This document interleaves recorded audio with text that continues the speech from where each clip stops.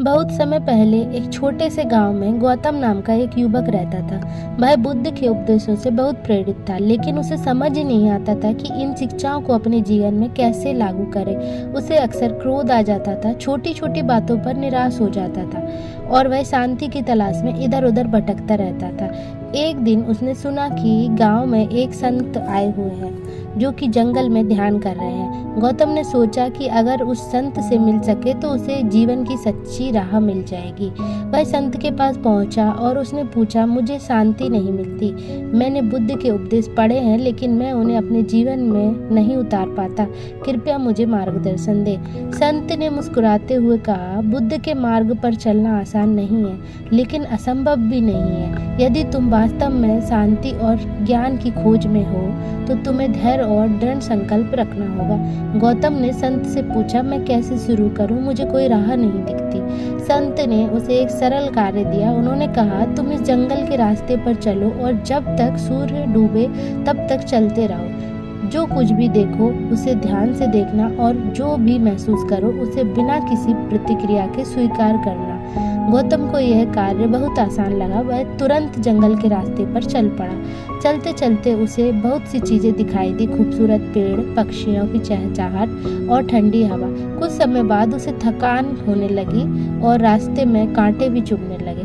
पहले तो वह बहुत परेशान हुआ, लेकिन फिर उसे संत की बात याद आई, जो भी महसूस करो उसे बिना किसी प्रतिक्रिया के स्वीकार करो।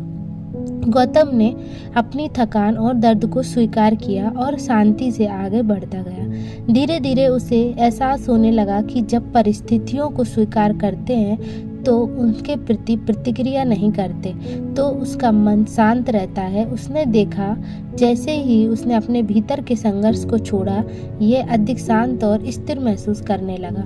सूर्य के डूबने तक गौतम ने सफर को पूरा किया और वापस संत के पास पहुंचा। संत ने उसकी आंखों में बदलाव देखा और पूछा, तुमने क्या सीखा?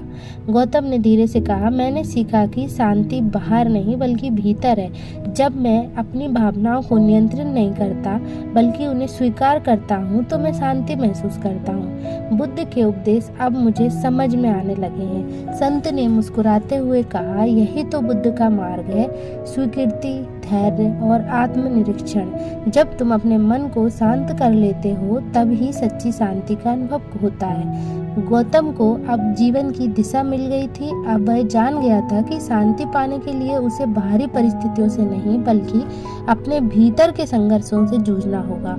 उसने बुद्ध के उपदेशों को अपने जीवन में उतार लिया और धीरे धीरे एक शांत, समझदार और सुखी व्यक्ति बन गया। दोस्तों, अगर आज की ये कहानी आपको पसंद आई हो तो हमारे वीडियो को लाइक एंड चैनल को सब्सक्राइब जरूर करें। Thank you for watching.